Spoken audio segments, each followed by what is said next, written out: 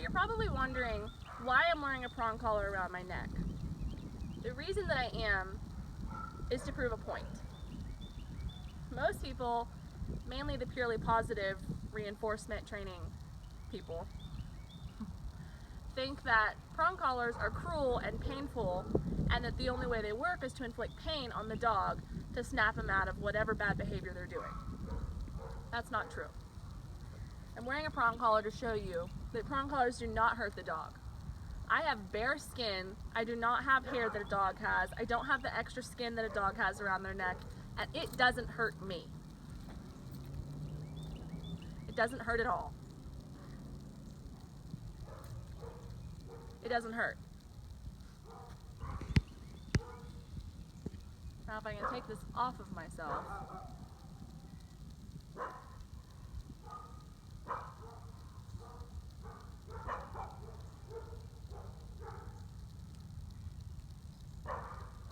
Why can't I do this?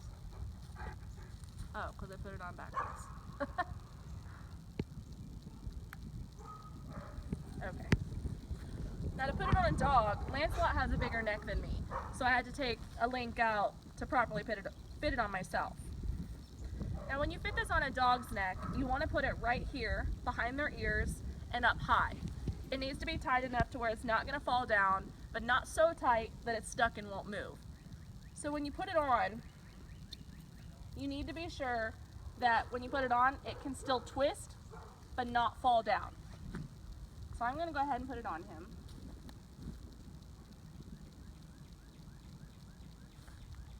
Okay. It doesn't really work if there's a leash connected to it. Come here, bud. Stop. So I'm going to go ahead and put it on him.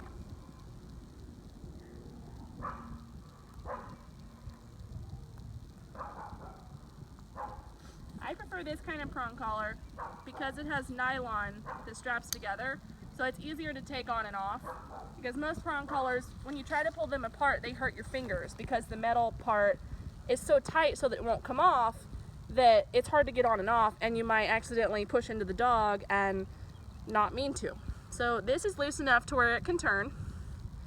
This kind goes like this to loosen it, and then it just snaps back together so that it's a good fit. You want it to be loose enough to where you can fit fingers under the prongs, but not loose enough to where it'll fall down. This prong collar will not fall down because it's properly fitted. They should not be fitted like necklaces, and they should not be overly large. This is a Great Dane, and the prong collar that's on him right now is a size small. Great Danes can have up to a medium-sized prong collar, but they never need anything larger than a medium because they have a short coat. The bigger the prong is, for the longer the hair of the dog.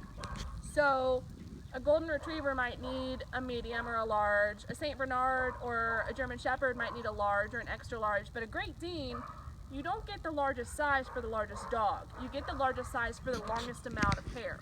Since Great Danes have a short coat, they're fine with a small and sometimes a medium if you need a bigger size.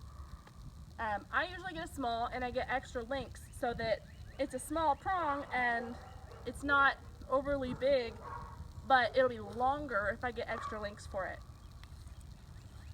As you can see, he doesn't mind being on a prong at all. He knows it doesn't hurt him.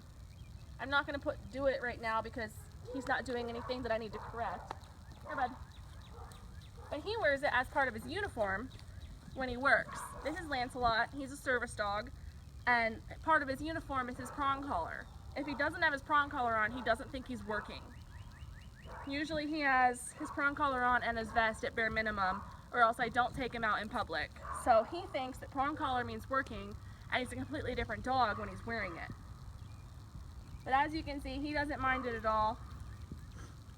As you can see from me, it didn't hurt, and I'm a human and don't have the hair to protect me or the excess skin. That's just a little demonstration on how prong collars work.